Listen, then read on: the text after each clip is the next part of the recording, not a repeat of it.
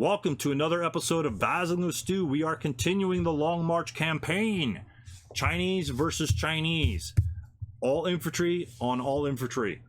Couple support weapons in here. We got mediums on one side. The red Chinese have no support weapons, just men and tons of good leaders. This scenario is going to be a little bit different today. Mark will summarize what needs to occur. I will do a quick summation here. Forced to reconsider.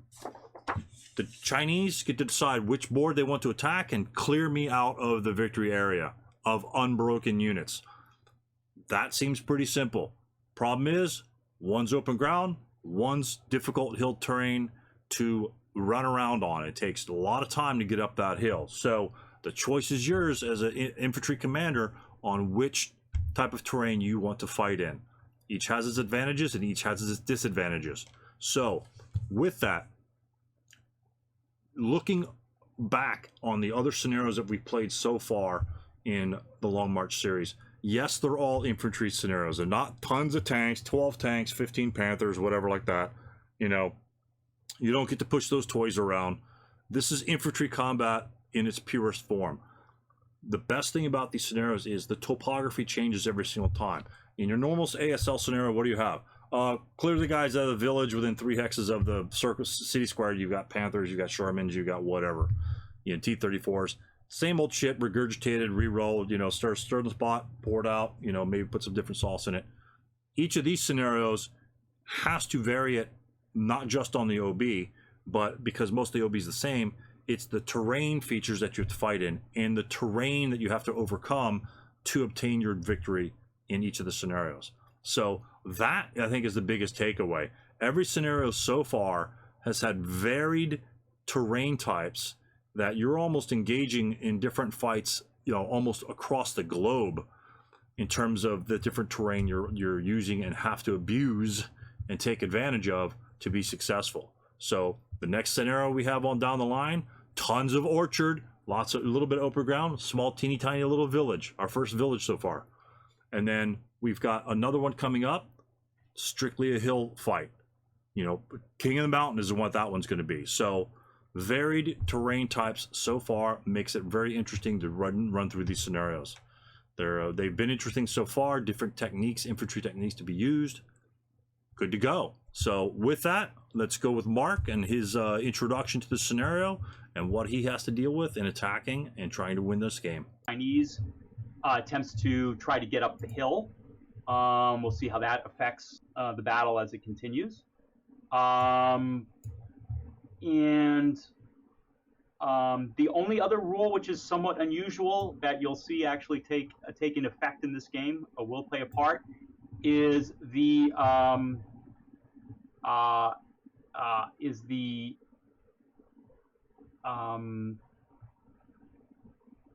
if a broken unit in possession of one of the machine guns can in fact dismantle the machine gun while broken. So this will come in handy later on as we'll see. That's by SSR. Beyond that, as I said, I'm playing the Communist Chinese. I looked at all of the empty open ground on board 33 and decided that was a complete death trap. And so I basically have concentrated my force onto an attack on the hill. For the most part, most of the units are going to be charging up the hill and attempting to attack here. I do plan to have a small flanking force. These southern units here, they're going to attempt to try to contain the board 33 forces to a certain extent, try to keep them from participating in the battle directly for the hill.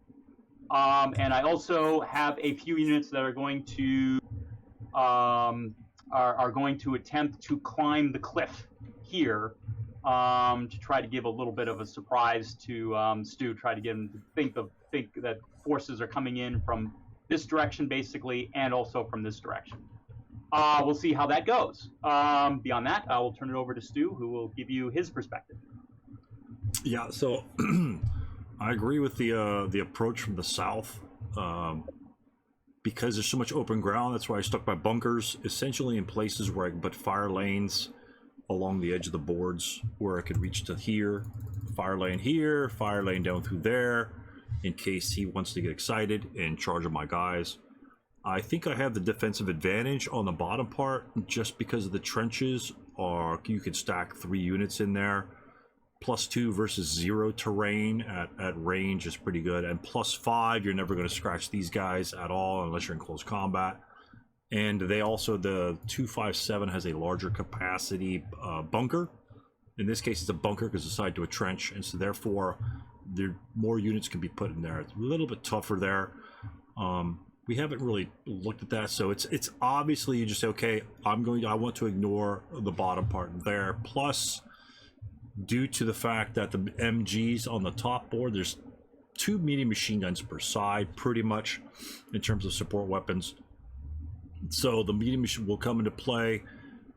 If he were to take attack on the bottom side, I simply put my mediums on the hill, and they could pretty much reach out and touch someone the entire way. They could actually even create a fire lane if they're put in these positions, and they could create fire lanes down here. So the only real approach would be, the obvious one is behind the hedge, and then just kind of trudge your way through this way. Moving through the center, you're going to get hit through fire lanes, but 4 fire lanes. That's simple as fact. The hill pretty much has a tendency to cancel out the fire lane possibility as I drop all my equipment on the ground. Simply because of the elevation differences, and the fire lanes will only be traveling a certain distance. Thus, I have a medium in this bunker here. If he wants to come right up the hill, I'm going to drop a fire lane down that way. I don't really care that it's not facing the frontal direction, simply because A, if he has a bunch of units on the north part of the board over here, then what will happen is he can then shoot at me with a +3. The +3 modifier doesn't really mean anything when you got 12 337s firing at you. You're just going to break with a -2 leader. So I put my ass facing him, +5. I'm immune to all infantry fire. So if he wants to attack me, he has to get on top of me, which means he has to get close. So since he has to get close, he has to enter these open ground hexes, and hopefully I'll have some units that are still surviving from other fire to protect the back side of the bunker. It looks kind of odd, but that's how I approached it. It may or may not work out. Let's see how that happens. Medium machine gun over here. His job, again, fire lane, move to a spot over here and put a fire lane behind the bunker, just in case anyone starts moving. Then I drop a fire lane down, get a couple free little 2-2 shots, 2-1 shots. Better than nothing. He's not going to be destroying any 10-2 leaders. I put some guy. I really don't like to put the trench on the hill, but I need somebody with some positive terrain effect modifiers up there. Trenches back here that leads into the bunker here, and trenches behind the hill here, just to give me a little bit more TEM so I can move around and maybe essentially have rally terrain behind the hill. I didn't really need it in front. If I put it in front, they'd be broken soon, and he really couldn't use them anyway, which is my general strategy, is make sure your opponent can't use your fortifications, and so on and so forth. So all the concealment units are live units. Nobody's a dummy. Spread units out, don't stack too much, and let him have it with 1-2 shots, and try to get as much firepower down as possible. As he's approaching the top here, you'll see all my units from the bottom move to engage about halfway through the scenario. I'll get to that point later. So essentially that's my plan, is not really give him tons of resistance, because it's going to take about 4 turns to get up the hill anyway, and then hopefully have as many units as possible. Because I need to be unbroken, he doesn't need to die. I just need to remain unbroken. And this little bunker right here, considering it's only got a small covered arc over here, again, that's another section where he can't, if he wants to flank behind, he's not going to do any damage to units in that bunker. He has to get on top of them. When he gets on top of them, he has to cross open ground. That's pretty much it. And make myself as many open ground shots as possible, simply because our units have no firepower. And in our scenarios, I kind of like, if you could fire 1 squad at 2-2 and leave 1 residual, that helps a lot. 2 squads, if you roll shitty, it'll leave some residual. It'll leave 2 residual, not much, but firing at 2 other locations pretty much is key, simply because there's so many units in these Chinese scenarios. You're probably better off taking low firepower shots with a -1 or 2, than a 6-2. You're gonna break 1 unit. They don't care. They don't care if they break 1 unit. So the 5 guys beyond them get through. So I think that's the key. So with that, I think we'll just go ahead and start the log file up here. I got my piece of equipment back up, and this will be turn 1 of 7. So it's actually a fast-paced game. Oop. Let me that. There we go. So Mark decides to move his bottom guys on here first. Burns through them. Little 1-2 shot. Start off with a nice 12. Gets that right off the box, so I don't have to worry about anything of that. So good high rolls, and these are the high rolls that you don't want to fire a 6-2 because there's still nothing. And then Mark. Oh yeah, and then we go through concealments. Most of the time they're going to be gone anyway. Yeah. So, but technically they should have been concealed since they were off map. Yeah. So why are you moving up the top here, Mark? What's going on there? I basically at this point, I am trying to basically get behind you. My theory here is I eventually want to try to get kind of like in this area back here. And, that's a good spot. That's a good spot. It takes me a couple turns to do it. That's what I want to do. So to try to envelop you completely, try to cut off routes and various other things. So that's why I'm basically heading off in that direction with a fairly large portion of the force. Yeah, those crags are pretty sweet. The best thing about the crags is if, let's say you had a whole bunch of guys back at N7, N8 over here in the corner, or even over here, fire lanes, those crags add modifiers to the fire lane. Yep. So you can move through them pretty much with impunity. So I love crags. Vehicles can't overrun you, shit like that. And the good terrain, pretty cool little feature physically, the feature itself. Oh, sorry about that. So he runs some units up there. Runs a 10-2. Again, Mark's moving his 10-2 leader by himself, so I don't get a pot shot with him and somebody else to get a free kill. So protect your squads. He's protecting both his squads and his leaders at the same time by moving them independently. Yeah, but there is danger there, which deals with the sniper, who is, as we will see, spoiler alert, becomes very active in this scenario. Yeah, 2 sniper. Yeah, my 2 sniper. Yeah, so sniper becomes very active in this scenario. So very interesting in that sense. All right. So as you said, so the swarm is continuing to come in. Just trying to get into some sort of position. He's gotten a couple of shots. It's almost basically impossible to avoid. Getting 1 or 2 units broken here or there. You just got to move them through open ground. It's just something. You got to do. So yeah, start advancing. And as I said, so this is where my force comes. The 4 squads over here.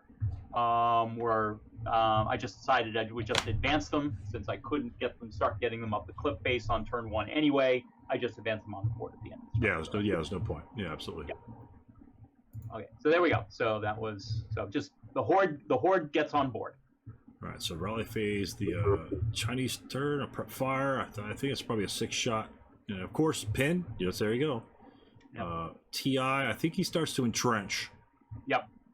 For some reason, or maybe I didn't. Or no, because it was snow, ground snow. I was going to entrench, and then Mark says, "No, that ground snow, you're screwed." And I said, "Yeah, I'm kind of screwed," so I didn't bother. I would need like a 3 for an entrenchment dice roll, and it's just TI, and so it's like, whatever. So I'll just take some pot shots. Lots of pins, it seems like it happens in this phase. And then I'll start moving my units to down here. The one thing I want to make sure is I don't slip into 6-hex range by accident. As you see, they see X, and they could probably go another hex or 2, but I'm not taking a 1-2. I will simply advance that 1 extra location. And all these guys loot concealment, so. And as you see, like the little perfect, almost hexagonal range, 1, 2, 3, 4, 5, 6. That's not the only reason the guy that's here is in 6 range is because he's obviously behind the bushes. Right. And then you'll notice later on, one multi-man counter slip back into the zone on the bottom over here, simply because, guess what? The objective is the wins at game end if there are no unbroken KMT multi-man counter within 2 hexes. So if I vacated this entire area, ran up here, and the game ends, he wins because I got nobody back there, simply by default. And so it's like, oh, yeah. So continue to read your victory conditions throughout the game. you'll miss little things like that, and I almost slipped that up. That could have been really critical. Yes. Late You know, game. it would have been rather sad at the end of the game if you'd suddenly realized, oh wait. Right, and considering they're conscripts, they only have 3 movement factors, so it's likely you probably can't even see X back there if they remain alive. Yeah, exactly. He just fires and the guys can make it back there. If that happened, I would stay very silent for 6.5 turns. Yeah, very. Hey, Mark, are you ready to fire? Yep. No. No, good. So, we got Quan and his machine gun trying to make a play up the top. I think he shoots at me from right there. Again, I'm just putting him in the back to stop his complete envelopment on the open ground there. And of course, I could fire lane to G8. You know, yeah, I'm going to get the positive modifiers there, but hey, a 2+2 is better than no attack whatsoever. So, and you need as many attacks as possible. You don't care, you just want the volume of attacks. And with snipers of 2, I'm not gonna, game it and say, oh my god, his sniper's 3, and what's my chance of getting rid? I don't give a shit. If he's failing morale checks, he's failing morale checks. He still has to roll a 1 or 2 in the sniper roll. I don't care. And you'll see how that comes into play here. I mean, he happens to roll a couple snake eyes. So, more preps. He's defending fire. Pop my units. I'm trying to keep some of my guys still hidden and minimize the number of attacks that he could get on some of my units. Could I fire them? Sure. But I chose not to. Maybe I'm not sure why. Just if I'm concealed, well, first of all, they're conscripts, and my ELR is too. So if they fail, they're gonna be in big trouble. Yep. So, and this is just advancing my guys. All my guys CX down there, and roll for concealments. I think a couple of the single die rolls you see on the left hand side. Yep.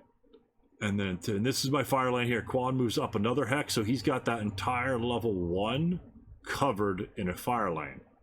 Yep. So they can all obviously move off of the fire lane, but essentially it's the 10-2 I want to keep from getting up there too soon. If I keep him out of the front and those guys break, it will slow down his attack. It's not meant to kill everybody. It's essentially it's for the 10-2 and the guy on the ground. Everybody else I know that can move out. So I do like using these little lines here. It helps to note for both sides what hexes are affected by the fire lane. It's so much better. I'm glad a couple of months, like about a year and a half ago, I watched some players on Vassal use the same techniques. Like, hey, that's pretty damn slick. I do like the residual firepower fire lane overlays, but they're a pain in the ass to put on, and the arrow works so much better. So. Yeah, and it's very clear at that point. Yeah, too. And then we're discussing all the little things. We're discussing, when you in a fire lane, you cross the side. Some guys will get affected, some guys won't. And there's Mark's morale check with snake eyes. Yep. And here's my first sniper. Yep. And sniper 2. And it did get a pin. That's the first one. Yep. So that's just a pin of a unit. So far, not so bad, but it does get worse later. So did that fire lane affect your 10-2 movement? I'm just kind of curious. As you see, because now he's still north of the line basically. So instead of being able to get here or here or here, he still has to kind of hug along this side. So so it does kind of, you obviously want that 10-2, to be leading the charge, and he can't right now because I can't take the chance on losing him. It's stupid effect. Right, and I kind of want to keep it, even though the building doesn't really have line of sight to a lot of stuff. It's still a building, and that's where all units going to route to. Right. Yep. So if it stops him 1 turn out of 7, then that's a difference. That could be a difference maker. And then he starts climbing here. It is snow. So Mark was keen to denote the snow modifiers when he's climbing, and a couple of his troops have the unfortunate. Yes, as we said, I think that was the first one. Yeah. Yeah, the 11. Yeah, he slips and falls on the first rock that he climbs up, and 10 guys die. And then it's slow going. You got to climb 0 here. I love climbing. I think it's a really cool rule. The actual mobility of climbing is fairly fast, especially if you only have to go up 1 level. Like say if you were climbing from C5 to B4 or vice versa. It's only a 1 turn move, and if it avoids first fire moving over getting shot, it's almost a completely protected move. I love the climb. People are scared of, oh, I don't want to fall to my death. It's like, it is what it is, but if you break, you're going to be out of the battle anyway. So I do love, I was excited that Mark chose to climb there just to play with the rules. Unfortunately, like 1/6 of his units just kind of like croaked. Yeah, and well, it ends up getting a little worse than that, unfortunately, for me. As I said, because I just seem to have very bad luck with leaders in this scenario. As we'll continue to go on. So as I said, so right now my southern force, I'm beginning to realize that these 3 or 4 squads I had in there are just not going to be able to hold him back, unfortunately, and things start really going awry down in the south. I just can't seem to.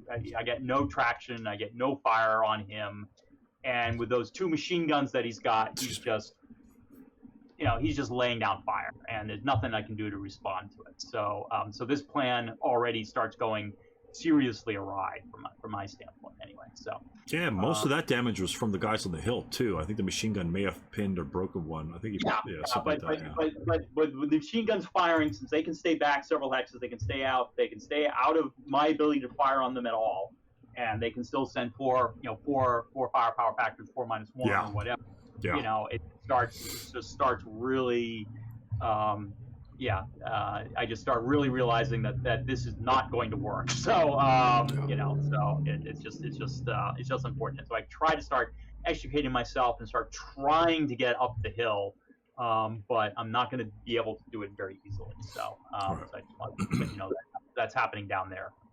Okay, but and then Mark's common rally dice rolls of 10 and mine of 9. There we go. Just not getting the job done. He does have the fanatic unit. He did roll the heated battle fanatic, and once he rolled that guy early, I was really concerned because with a 8 morale unit in this particular game, he is pretty much a god amongst men, and I don't have enough firepower to really break the guy. He's got 8 morale. I gotta get lucky, and so if he jumps into close combat with me, that's what I want. I don't want him to be being in any fire groups. So my guys start firing here, try to kill, break some units as much as possible. Little crew here. There's a little fire. Pin your dude there. Yep. Pinned him. Yep. And May is moving over here to reinforce the medium machine gun. Not sure where he was before. Units on the bottom start moving up. Yep. Then they can move it up a little faster because most of your guys are broken. So all those guys, broke. Yeah. So as I said, so this is right. So the southern shield is getting riddled to bits. So not working. Yeah, that was that helped a lot, because if that, to be honest with you, in hindsight, if that force got near the base of hill before my guys were there, that would have been really, really disastrous. Just simply those 3 or 4 units. Yeah. I may have somewhat underplayed it, but as you said, by the time I got here, from where you were over here, I just simply couldn't get there without going through 3 or 4 open ground hexes. Right. You're just not gonna be able to. Yeah, if you made it to the hill, I think I pinned a guy early, maybe. If you made it onto the hill, then at least you'd have +1 cover for the medium machine guns. Mm-hmm. But that extra, like you said, that extra -1 makes a big difference. And see, my guys are just kind of bunching up down here. They kind of want to come down to the bottom part of the map to protect this flank of the hill. So if you should happen to come this way, I might be able to get a couple hexes of gunfire and covering fire for the hill, because that's about all they can do in this scenario, is just cover a minor flank. So got my guys spread out. You did prep fire that fanatic unit, and he broke my guy with the medium machine gun. Yeah, that ended up helping quite a bit. Yeah, one of the few times prep fire actually proved useful. Right. And here's the instance Mark mentioned earlier: the broken unit in the defensive fire phase, because it's his prep fire phase. In the defensive fire phase, the broken unit will dismantle the medium machine gun, which actually helps a lot when you get broken by the enemy during his turn. You essentially lose your defensive fire phase, so you might as well dismantle the weapon, and then you can rout with it. So that proved to be pretty cool. Well, he dismantled it at least in the defensive fire phase. Well, we'll see what happens in the advanced fire phase. So Mark's making a good push here. I didn't expect that guy to break that early, especially with a 9 morale unit. But hey, it happens. It just happens. And he's got a bunch of forces up there. Okay. As you noticed before, I think we kind of blew past it. Sorry. As the here were climbing, the 8-1 leader rolled an 11. Yeah. Oh, yeah. So it's like, so that was the first leader to bite the dust, the first of many. So we'll sing a little requiem for him and move along. So there you go. That's true. Sorry, I missed that one. That was pretty important. It's unfortunate. I mean, I still think I probably would do the climb, but in snow it is a little more dangerous. You've got a 1 in 12 chance of falling off the cliff as opposed to 1 in 36. So just keep that in mind, boys and girls. And the other leader down there is wounded, so he's essentially his -1 modifier is kind of out of it. So his southern leaders are kind of out of it. And then then he's starting to get some broken units on top of that cliff face, and it's getting pretty interesting. But he is making good headway up top. He captures my crew, unfortunately, because I can't route anywhere. I can't go up the hill, or the closest cover is, I think, K7. Yep. So that was the bunker, but the bunker's already at capacity, so he can't route into the bunker.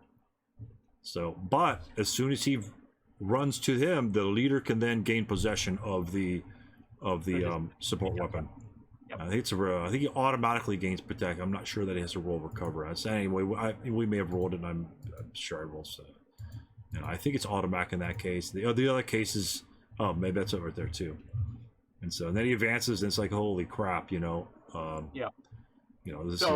is the point at which, as I say that, I figured, all right, it's turn 3.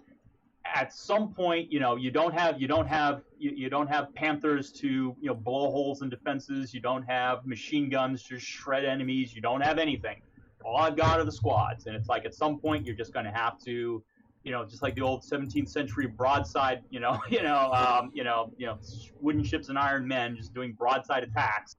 It's just time to climb the hill and just fire away, and hope you break more of him than he does of you.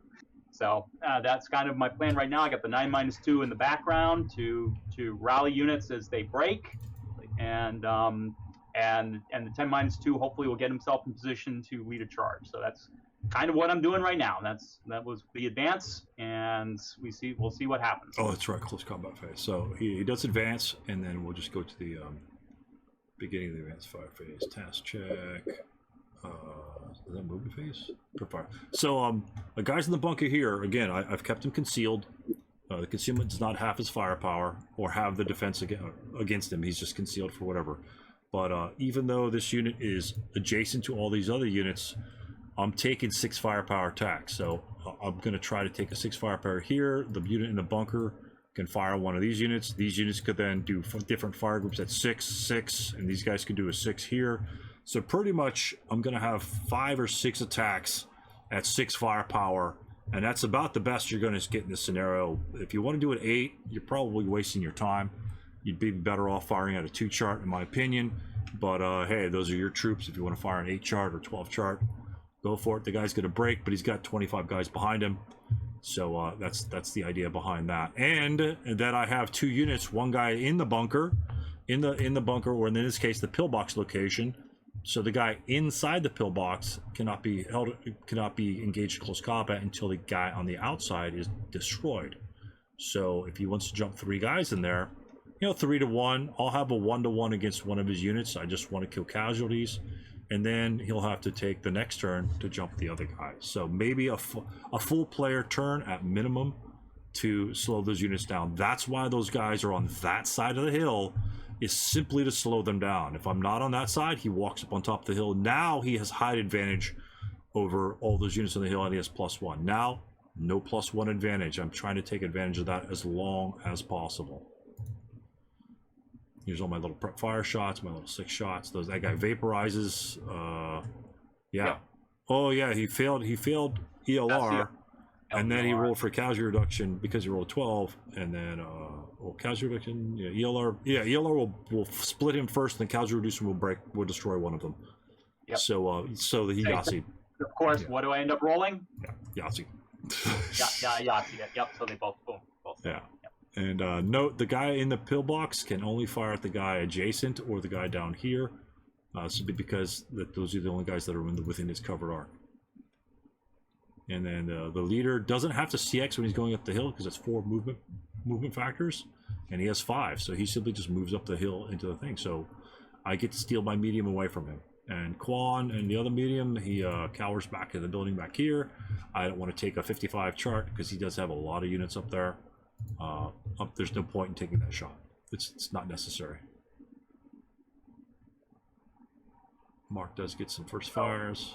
Yeah, I get some first fires, but I don't think I think I roll my typical, typical lousy rolls for the most part. So Yeah. not much happens. Yeah, Yep, just this little simple pin is about it, which I loved because my entire force pretty much is intact. My guys at the bottom, I'm just kind of jumbling up here right now. I kind of want to cover the side, but I really haven't figured out what my fire groups are going to be till probably next turn. Simply because he doesn't really have a force on the right hand side to cover, but that doesn't mean I still need to prepare for the end game where my units are going to be up on that hill. So I'm still thinking about where these units need to be. I think at this point I recognize that Shen and the medium machine gun needs to be with Chung instead of covering over here because it's not necessary anymore. And I think he was 1 turn out of position. So, but that's fine. I think it came to do something good later. There's a melee there. Actually, I jumped him in melee. That's probably a mistake. Maybe I wanted to go for the insta kill first because he didn't kill me. Maybe I said, okay, hey, I'll get a free attack by jumping into close combat. And if he wants to jump me in close combat, that's 1 more turn. He's not going to be on the pillbox. It's probably what I was thinking about right there. And that's a 1-to-1. That's the best chance of him surviving through that player turn. Maybe I should have jumped the pin guy. You'd have been half firepower, so that'd been it. Yeah, I would have been half firepower. Yeah. So my leader does join up with a conscript unit here, but we'll see what happens. And as you see down here in the bottom left-hand corner, Mark doesn't see it, and I'll unhip it for Mark. I put a note on the map. I said MMG's here. So what I'm going to do is that the whole point of that is to move both of my medium machine guns to this location. The reasons for that is because I can cover every single hex on top of the hill, and I can cover this hex and that hex and that hex. So I can cover like 7 to 8 hexes of that approach, which they'll need to be because that's the location that my guy's going to hide in. That's good. That's a pretty good location because he's coming up over the hill. I mean, that's all there's to it. So and that's just a little note that I made myself that you guys can do using a counter, using a label, do whatever you want. And little notes like that help you keep focused, and especially in a giant scenario like this. Say, hey, it's only half a board or something like that.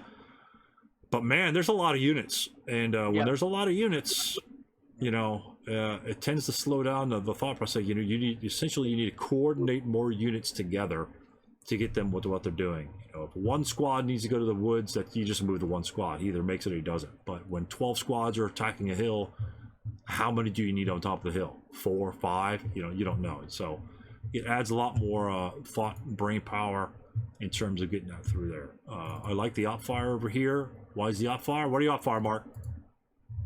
On B4. Yeah, I know. I wish I could come up with primarily just to shed my CX. Yeah, get rid of CX. Shed the CX and fire in the advanced fire phase at full strength. Yeah, because that's a 2 even shot on me. If my guys survive, I'm firing maybe a 2 even shot on him, so it's going to be even shot. If he fires 2+1, that's a shit chart. He'd have to roll a 4. This way, it gives him a 5, gives him a lot more chance of damaging me, especially with 6 morale. He wins that fight there, the 2 even firepower fight. He wins that with his morale. So that's a good decision right there. Just to op fire. I don't have a lot of guys firing on him. This guy happens to disrupt, and so yeah, it's looking grim. I was hoping those guys would survive a little longer. So you are getting guys up and around. See, here comes the horde. I mean, it didn't look like there's a horde over there, but there's a bunch of squads. And my guys can't come up on that board, so he doesn't really. He just has to avoid the horde, my horde on the bottom. Yep, pretty much. Yep. Yeah. So, and these guys DM back here. I think it happened. I'm not sure if it happens this turn or next turn, but yeah, look at this. This is just a monstrosity. How are we feeling at this point in the game, Mark? What turn are we at?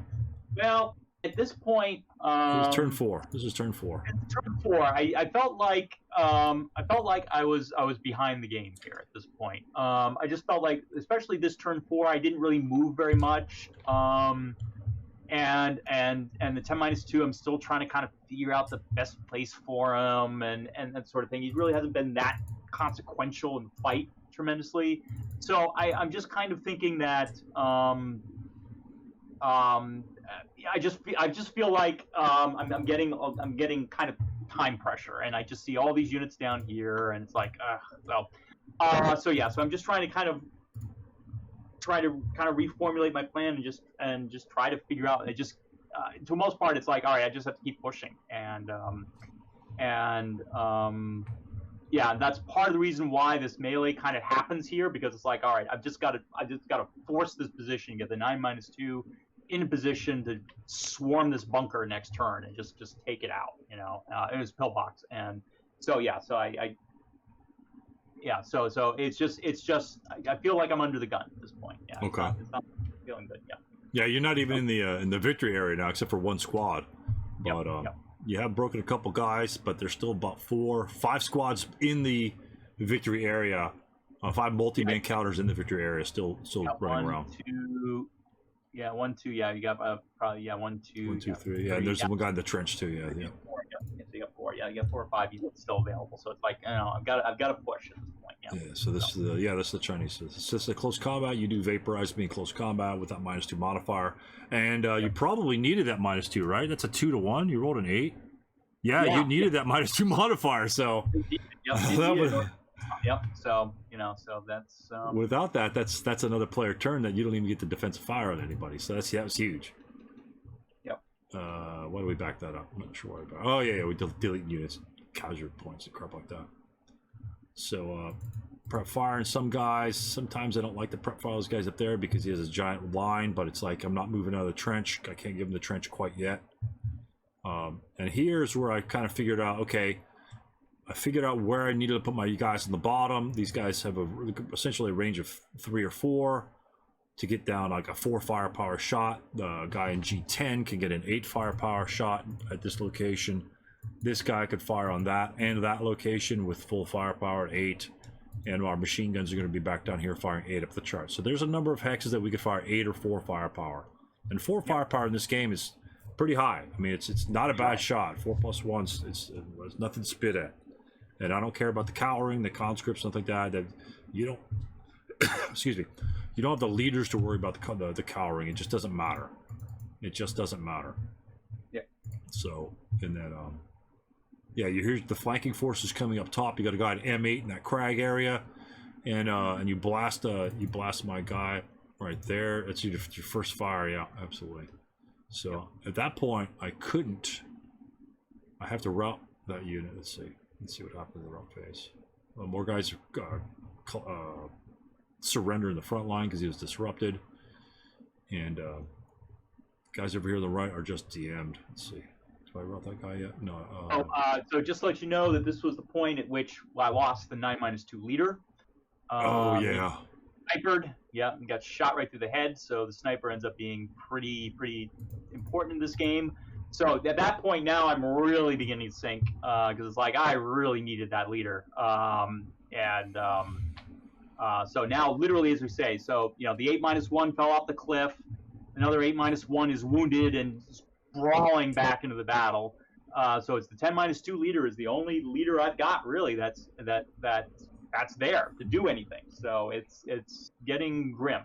All right, and that chicken still needs to cross the road. So yes, and he's crossed the road. Yep. So right in front of Quad and his broken machine gun.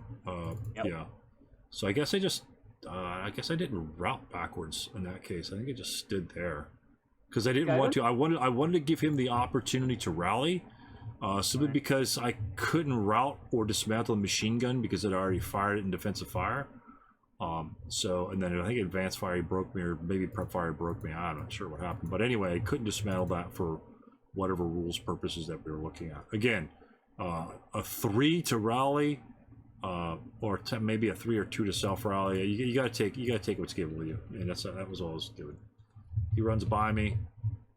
Somebody tries to shoot at him. These guys are in bad trouble. So as I said, so having taken out that machine gun position, I can finally get across the road and start putting some pressure on the top of the hill here. So finally things start. So as I said, we're in turn 5 now. Things finally begin to start. There's that sniper again. And there's the sniper again. Yep. Boom. All right. Oh. Yep. Breaks another one. Oh. Now, of course, the advantage, of course, you could say is, well, I must be rolling a lot of snake eyes, but somehow they do not seem to be helping. He's taking I'm taking a lot more damage as a result of those snake eyes than what I'm doling out. So it's unfortunate that that's just the way it seems to be going in this game. Yeah, that's wild. And so the route faces come in. I route a guy into this bunker here, thinking that, hey, I'm in a bunker, I get the self-rally capability, and I'm going to be up and going. Yeah, that proved to be a really snafu on my part. I figured it's like 1, 2, 3, like 3 or 4 rally phases. It's like, he can't be DM'd from the guys in the back. The guys in the front aren't going to have enough firepower to DM him with a +3 modifier. So he's never going to be DM'd. I just have to self-rally him. And that never happened, because a guy in that bunker there would have been really sweet, but it just didn't come to be. And here's where we're talking about, my route destination for my crew, right. Simply because I'm adjacent to an enemy unit. I need to hell of dodge. Where can I route to? And 1, 2, 3, 4, 6. Yeah, it's actually 1, 2, 3, 4, and so we can go from there. All right, sorry about that. We had a couple technical issues and the rest of the recording didn't get completed. We are, however, on turn 5. The discussion simply went as such. Mark is simply going to be charging through the hill. We're talking about route locations of this particular crew right now. You notice that you say, hey, Stu, he can go 1, 2, 3, 4, 5, 6 and make it to the woods as his nearest destination. Problem is, it's ground level snow, and so any change of elevation will increase the movement factor costs, and so therefore this woods is technically 7 movement factors away, allowing this unit to route pretty much wherever he wants to. I want to route him up and behind the hill so I can recover him later, perhaps make some sort of play out of it. The medium machine gun can go with him, so that's the idea behind that. And I was hoping to move him up there anyway, so by him braking gives me essentially a free movement phase to go up the hill. So my units are broken, DN pretty much everywhere as the video continues. Close combat with Quan, he's not going to survive. He drops the crews off in the advanced phase. Doesn't need them. It's too late in the game. They're really not going to pose a problem. They could, in essence, if they got rearmed and then re-entered the yellow area, that could pose a problem, but it's unlikely. But with the number of snake eyes rolling around in this game, you never know. But he's got to go through the 10-2. Chances are it's not going to happen. It's not really worth being killed. Essentially, if the 337 were to jump into close combat with the prisoners, and he didn't kill the unit on a 3-1, then next turn he would be at a 3-2 disadvantage, or advantage per se, but the prisoners would get to attack first, and they'd have a 1-2 versus the 337 versus a 1-3. No need to screw around with that. You need units continuing to move forward. That is probably the best chance that he had of doing that. The crew's not going to recover, and if it does, it's going to be a conscript unit with 126 firepower. It's going to have like essentially no effect on the game. It probably can't even get to the thing by the time it recovers. It probably won't even have enough movement factors to get to the yellow zone. So a couple of my units down here have range to prep fire. Mediums are in position down here in the corner and ready to lay waste upon units on the hill. Shen moved back into the front to help these units. The best fire shot, the 8 firepower shot here to this best location, or 4-2 up on the hill.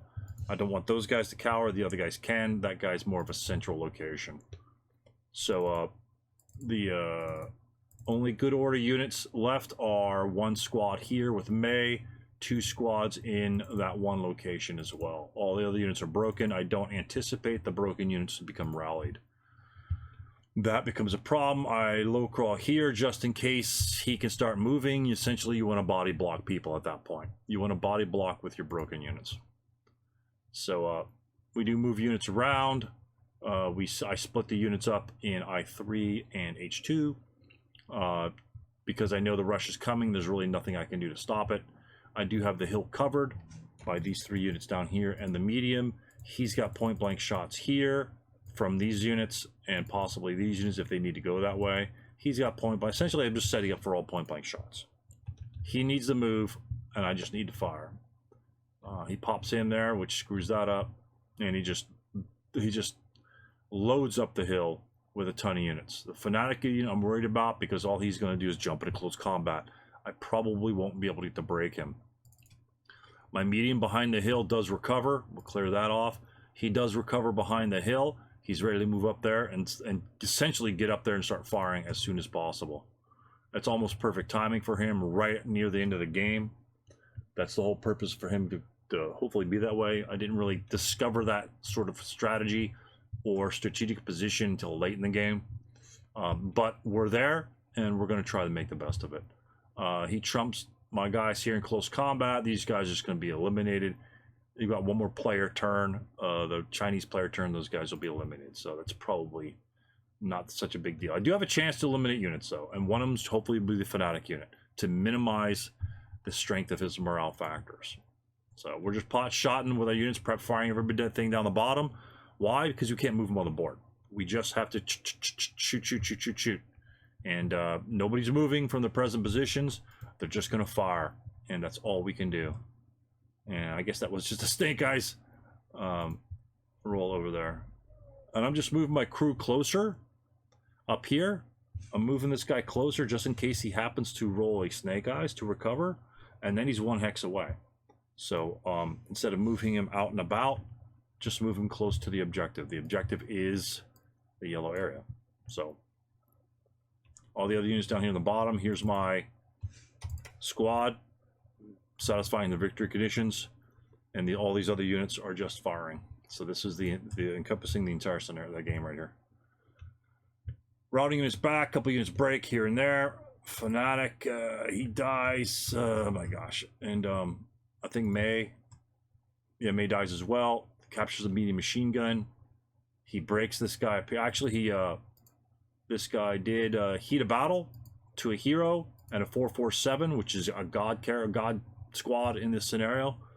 He happens to get cows reduced and broken right after that. So my other multi-man counter is broken now, but I do have a hero in the front line. So I have one unbroken multi-man counter in the objective hex, and he has 1, 2, 3, 4, 5, potentially 6, 7, 8, 9 units that's going to charge and try to get that guy. I have to fend off 9 units with these guys. Let's see how it works. Again, right here, these are all just first fire shots, lay down residuals. All these guys are breaking, so there's 3. This guy survives, so he's okay. This guy comes around the backside, he's okay. The other guy comes around the backside and he's okay. So he's got 3 squads that can enter close combat in the trench. There's nothing I can do about that. Everybody else is first fire, and these guys are out of line of sight. And that's all there is to it. I think Sniper killed or broke me up top over here. Not sure. Anyway, he was gone. And he starts moving units in there. The big boy here is the 10-2. He's going to be the cream of the crop. He's going to try and get down here and get into close combat. Everybody's first and final fired, so he's going to try and make his way over. So he simply just runs down here with the Fanatic unit. I think it's Fanatic. Yeah, no, the regular unit. My hero has only been first fired, so he's going to subsequent first fire at a 1-3. And I happen to roll a 3, so a 0 on the 1 chart is a 1 KIA. And of course, with Mark's luck, his leader dies. And that just blows up that stack. That other guy breaks, cows reduce, ELR failure, the whole 9 yards. So His leader does not get to the location. I'm done firing. He has advanced fire opportunities. They're all going to be like 6+3, 6+3 at best. So not a great shot, but he tried to shoot. Of course, it's double 11s. It's, you know, it's, I don't know. Man, Mark's luck just kind of sucks. I mean, just a 7. Just roll, get 7. 7 doesn't do anything, but at least it's not 11. But anyway, he just advances into close combat. A couple fanatic units. You know, there's no ambush there. There's not ambush terrain. Nobody's concealed, and he's CX'd. So he's got 3-1, and I don't really need to attack. He rolls a 7 on the 3-1, makes it an 8, which is a casualty reduction. Let me just double check that. Make sure we didn't screw that up. An 8 is a casualty reduction on the 3-1, and it's simply just a half squad. And so that is my unbroken multi-man counter in the objective hex, which allows me to win the game. 1 pip off the die would make that difference. 10 - 2 would have made all the difference. Of course, any -1 leader is actually a benefit, so that's beside the point. But a little unlucky there, right at the end. No effect there. He gets leader got blasted. I got blasted, and so on and so forth. And so that's the end of the game. We just go in discussion about different strategies of this particular game. One of the strategies that we picked up on is that probably an attack down here on the bottom is not probably ever going to work. It's just difficult. You know, the bunkers are +5. They could set down fire lanes for days on end, and you're really not going to be able to affect them with much firepower. They can set down crisscrossing fire lanes. The other units just sit in the back in the trenches, and you're going to be at long range. The machine guns are just going to beat you up. Also, the medium machine guns from the top of the hill up here, all they have to do is go down here to this location, or like a hill location. At least the ground level location here can set up a fire lane 10 hexes to go down to here. Well, G1 to G1 is a 10 hex range. That's a fire lane. And then, well, you can double fire lane from there for all that matters.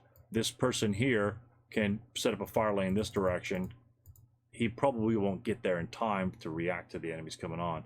So he could set up a fire lane this direction, or the other medium can go here. I'll just use the counter and set up the fire lane this direction, go at least 10 hexes. 1, 2, 3, 4, 5, 6, 7, 8, 9, 10.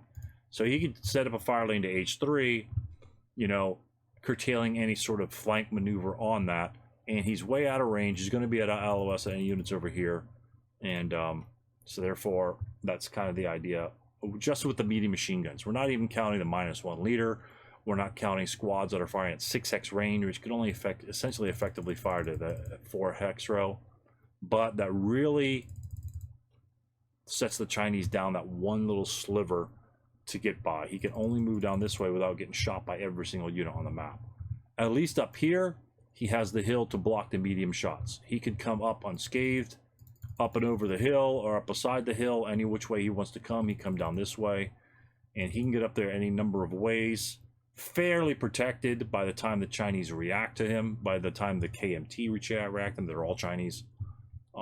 So we decided that even though it's slow going up the hill with the ground snow, you've got like 7 turns, you can make it there pretty good. I mean, you could just pace yourself, CXing here, advanced phasing here. You know, I mean, that's what 1, 2, 3, 4, 5, 6, 7 advanced phases to right there, and that's not including the 1, 2, 3, 4, 5, 6, 7 assault moves. So literally, the Chinese, the red Chinese, can get up on this hill if they wanted to. So getting to the objective is not an issue. Killing everything in there is the issue. So great game. This is the closest game we've had so far. I think this is very challenging on both sides, deciding what to do and then how to make the attack, because you get to pick your victory area that you want to attack. And so when you see, not that there's going to be a lot of results in this particular scenario, fucking green screen.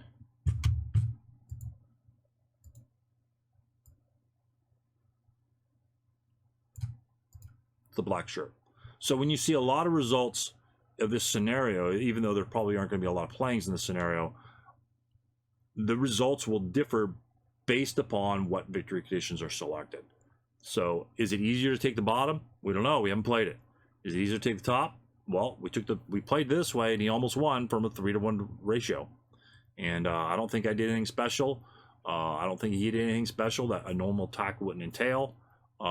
We both got unlucky at certain times. He lost a couple leaders early, which is critical. I think the 9-2 definitely would have sealed the deal. The 9-2 sniper shot from the Snake Eyes is definitely one of those things that occurs. So, you know, take some of the randomness out of the game. Yeah, make 2's not a great sniper roll, but they have to take into account that, you know, you've got, what's he got, 16, 18 squads, you know, and if each one's, if you know, if you got 9 shots a turn, that's 9 shots to roll 2, and then if I'm firing back at 9 different units from my 9 different squads, that's 9 shots to roll 2. So it's not a small scenario, and even with a sniper of 2, it is going to come up. So, you know, the more dice you roll, the simply fact that the more dice, the more possibility that he has to roll that sniper. And, you know, I'm going to be taking every single 1-2 shot I can get a hold of. And then I'm going to subsequent first fire at 1-2.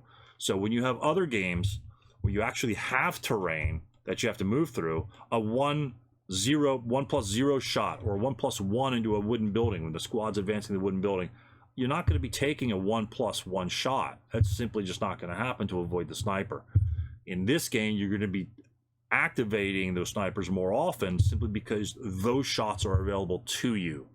So it kind of skews the way the sniper is. Sure, the sniper is a 2, but you're probably taking 4 to 5 times more shots than you would be in terms of, oh, that one's too low, I'm not going to take it. You're taking every shot you can in this game. Nothing is off the board. Nothing is off the board in this game simply because of the numbers of units that you have to deal with. You are going to be firing tons and tons and tons. So the Sniper 2, yes, it's low, but as we saw here, it was probably a little more active than it should have been, but it is still going to be active to some extent. You know, there's always a heat of battles and usually any standard game, and then there's always those errant Snake Eyes on task checks and things like that. So anyway, we enjoyed this game. Forced to Consider.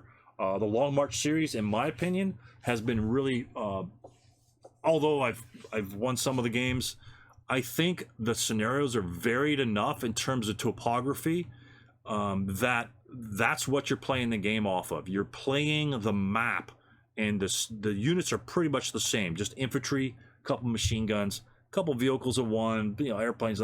It doesn't matter. You're playing the topography, and so what it does is I think it hones your skills as trying to use the map more instead of using all the toys that you have to get the stuff done. You know, you don't have flamethrowers and demo charges to get guys out of these bunkers. You've got to throw bodies in there. And the art of throwing bodies effectively at a target is much more valuable than simply having an HMG with 25 rate of fire, and you're just ripping holes through bunkers. So I think these, so far for me, I've gotten a lot out of these scenarios, and this is our 7th, well, we're on our 8th scenario starting up, and they all offer different maps, and I really like the concept of them not just using the same stupid map like your Kursk battles and things like that. It's all the same open ground, you know, 35 hex range, boom boom, tank battle, you know, whatever. Go play miniatures. This is a infantry game, and this is bare bones using your infantry against different types of positions, and I really like it. I'm learning a lot from it. The nationality distinctions are different enough to make it interesting. He's essentially partisans. I'm essentially Russians in terms of my ability to human wave, as you've seen before. And I definitely think the scenarios are worthwhile. I think they play fast. I mean, although we play kind of slow, I think the scenarios can play fast, especially if you're playing face to face. I mean, we're trying to put things in time zones and things like that, and we say, hey, we can just put it off till next time. But if you're playing someone face to face, you're going to try and burn through some of these scenarios, and you can, because most of it's just infantry moving, getting shot at.